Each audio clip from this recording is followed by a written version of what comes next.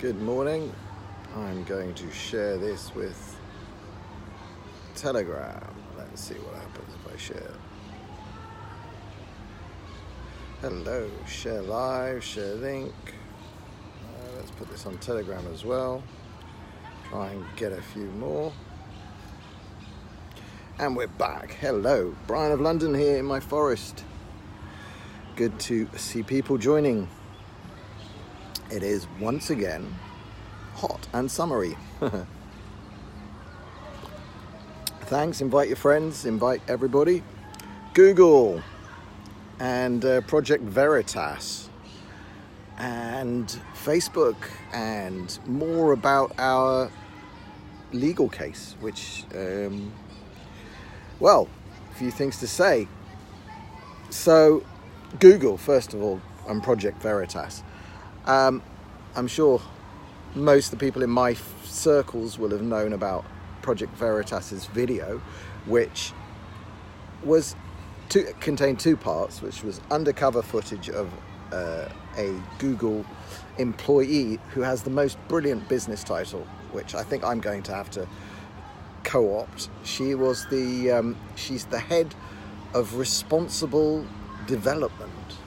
And I think I'm going to have to become my company's head of irresponsible development because it's just too good to pass up. Anyway, the head of responsible development, Jen something or other, and I won't say her name because she'll give a privacy problem, just shooting the shit in a restaurant in San Fran and just saying that they can't allow another Trump situation to occur. Now, I don't know whether she's in a position to actually make that happen, and she probably isn't, but Sargon last night put out a video which I haven't watched closely enough. I have to go back and watch it properly. I was kind of half listening to it in bed. And Sargon's video is fantastic because he goes and finds the public pronouncements of this woman. So after the video came out, she, went and hid under a rock and deleted her Twitter account and LinkedIn and all that other stuff. And then she put one post on Medium which says it's all out of context and and yada yada, the usual bullshit. But when you match what she said in private to the things that she did actually say out loud at the Google Developers Conference, which makes her a public person, okay? She appeared in public speaking on behalf of Google and her team at Google. So there's no way that she's a private person. Yet, those are the grounds on which YouTube deleted Project Veritas's video. And this is really interesting. And I haven't made a big thing of this, but about a year and a half ago, or 2 years ago, some journalist in the UK wrote a stupid, thick as shit book on the so-called far right. And one of the people mentioned in the book was Tommy Robinson. And this was very much from the hope not hate perspective of everybody to the right of Corbyn is far right. So she wrote this book, and for some reason, Tommy agreed to go and have lunch with her. And Tommy actually periscoped the whole lunch surreptitiously. He just had his phone propped up and she was being a bit dumb. Anyway, he just nailed her on point after point after point. She knew nothing about Islam. She didn't know anything about Tommy. She just had a bunch of buzzwords to talk. And she was a so-called journalist and a so-called author of a book. And it was one of these books that's paid for by the far left and just a nonsense book that nobody will ever learn anything from because it's just full of bullshit. Anyway, Tommy filmed all of this and he put it on Periscope Live.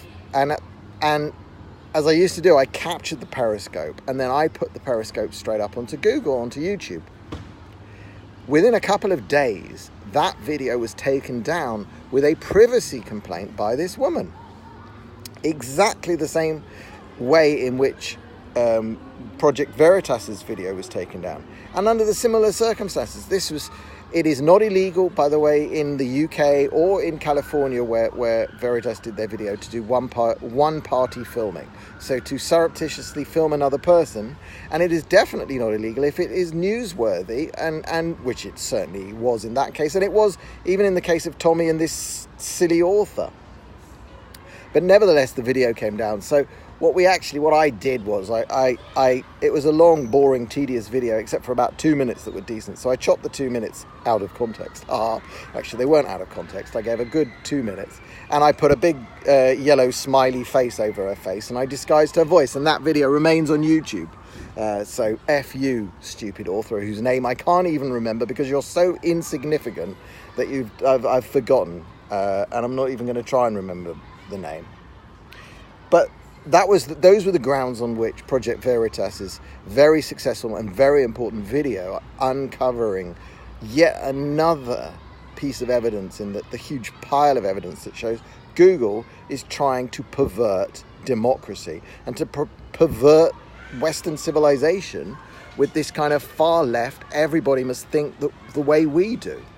And I'll just break here for Channel I Don't. Yes, I am from Israel. I am Brian of London in Bereshit Forest, which is a sort of clump of trees, a slightly large clump of trees in the middle of Tel Aviv, actually, in the park called Hayakon Park. And to my right, to your left, is the river, the Yarkon River.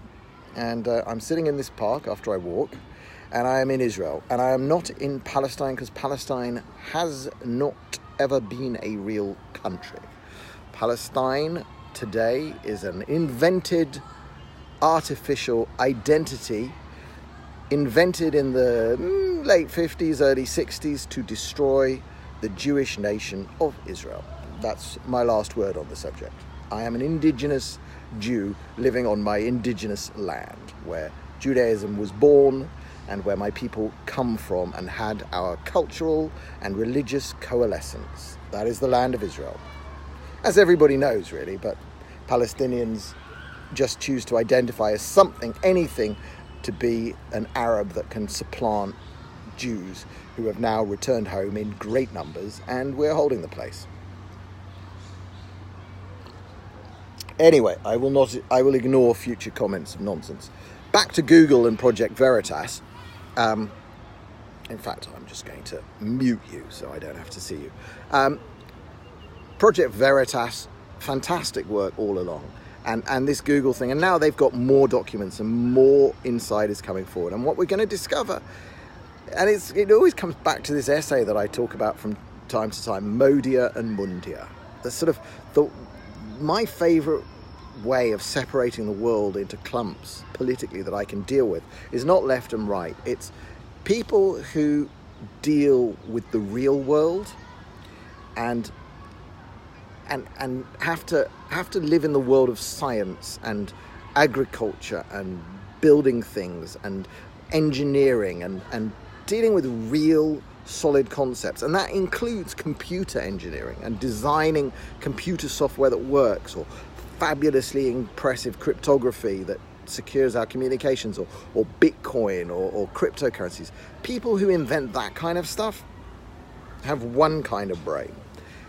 People who can deal with other people and deal with interpersonal relationships and to deal with the power games that go on of who is the person to follow and whose ideas are more politically correct at the time and who is fashionable. People who deal in that world have a different mindset. And what happens in technology companies, and Google is just a classic example of this, Facebook, Twitter, all of them, this happens.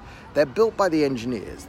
An engineering idea, the brilliance of search ranking, the algorithm that Google came up with, the brilliance of the sort of how to actually build and scale a social network that works, and it just works. That's engineering brilliance. You have to be rooted in the real world. But then what happens is you have to build a company, and building a company involves an HR department and hiring more people and then people-to-people skills. And then who takes over these companies are the people who know how to manipulate others and get them to do what they want and to rise above them and to see who to follow and then when to drop that person, who's fashionable, who's not.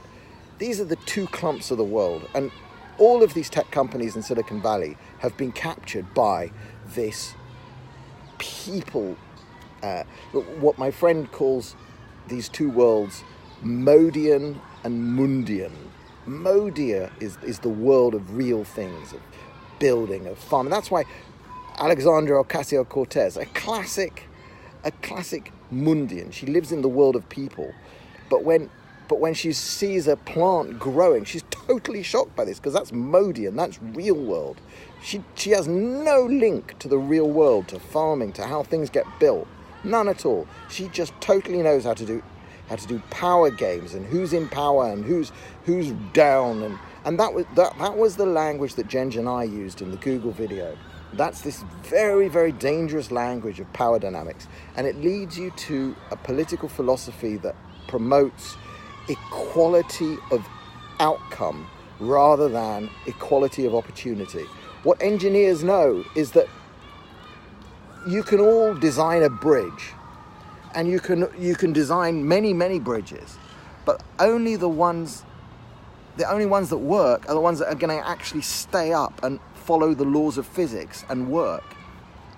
And to say that all bridges are equal, and that we must build all bridges regardless of whether they're physically capable of holding themselves together, that's what the modern left and the progressive left and the thought patterns that you can see evidence going on at Google, where they must protect with fairness the downtrodden. Who is downtrodden? Well, it certainly isn't Jews in Israel, of course, because they're powerful. It's not minorities, it's the right minorities, and that's why in Britain they're seeing they're running into a huge fight now, because they're discovering that that conservative, I don't like using that word, that observant or religious Muslims are not going to take very well to having their children educated about the realities of their being LGBTQQAAIIPPWZ Alpha Bravo Charlie parents with their kids at schools, even in a religious Muslim setting. They just don't want their kids to be told that it is okay for little Muhammad to have two Abduls as his parents, rather than an Abdul and an Aisha. If you tell that to conservative or religious Muslim parents, they get upset. But this is the whole problem now that the left, with this vastness of identity politics, is running into. Good luck with that. The main problem is that you've gone down this path of trying to ensure equality of outcome rather than equality of opportunity. And that's what Israel's all about, actually. Judaism is about equality of opportunity. We all have the opportunity to be good or bad. We can't determine what we will be. And back, how this ties in, I'm still talking about my the legal case with Andrew, JBB Liberty. We're working on something. We're really working hard to get the press interested, and that is because we really need to launch this thing into the public consciousness. There is a huge there's a graphic that I'm sending out to privately at the moment, but it'll go out live sometime next week. It just shows the actual exact Facebook in January of 2018. They gave an example of an advert you cannot put on Facebook. And the advert would go something like, click here to learn more about a no-risk cryptocurrency that allows you to send money to anyone in the world instantly. That was an example of an advert you could not place on Facebook. Quietly, they reversed that policy about a month ago. And then a week ago, they launched Libra, their cryptocurrency. And if you read in the brochure, their brochure contains all of the words that were banned by Facebook's own policy. So they purposefully destroyed an industry.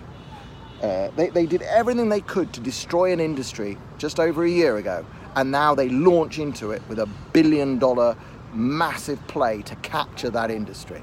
It is totally disgusting, totally illegal, and we are going to sue them in Australia. And literally, if you know anybody, we've raised quite a bit of money for the case, but we haven't raised everything we need. We do need, and if you know someone who really is ideologically on side and has a few tens of thousands or even hundreds of thousands of dollars to spare, this could well be a massive investment opportunity, because whoever puts the money up for this case is going to receive 25% of the damages. And seeing as the headline damage figure that we're going after is about $500 billion, which is twice the size of the largest class action ever settled, which was the tobacco lawsuit, which was fought by all the states in America against all the big tobacco companies. If you know someone, Donald Trump Jr., can we get to him? If you know any of these people, if they want to actually have a bit of a pop at these massive tech monopolies outside of America, because they're really tough to take on in America, especially with the legal system and with the political system so scared of them. We can do it. We will take them on in Australia, and we have an absolutely fantastic legal case against them. We had a good legal case before they launched Libra, but after Facebook launched Libra into a market that they purposefully colluded together to destroy, don't think that just because it's guys in Israel, and Andrew's a tough lawyer. He is a good lawyer. He is smart. And we've got some other people in the background. But what we really do need a really big, if we knew that we had massive pockets behind us, I think we could make a huge dent in Facebook, Google, and Twitter, and all the others. Actually, there's a few others. Anyway, I'm Brian of London. I'm in my forest, fighting against the censorship of big tech, using big tech's products, because I'm still on Periscope, I'm still on Twitter by some miracle. I will be uploading this to 3Speak. My friends on the blockchain, Call Me Dan, and the guys at Oracle D have built something quite amazing that works, I think, very nicely, starts quickly. So 3speak.online, you'll see me share the links from Twitter and so on. And it'll be on my blog, brianoflondon.me, which is my little home on the web, the one that's hard to take away from me. Thanks very much for tuning in. Looking forward to the weekend and having a bit of a swim and maybe surfing. See you all. Brian of London here in the forest in Tel Aviv, signing off. Shabbat Shalom. Bye.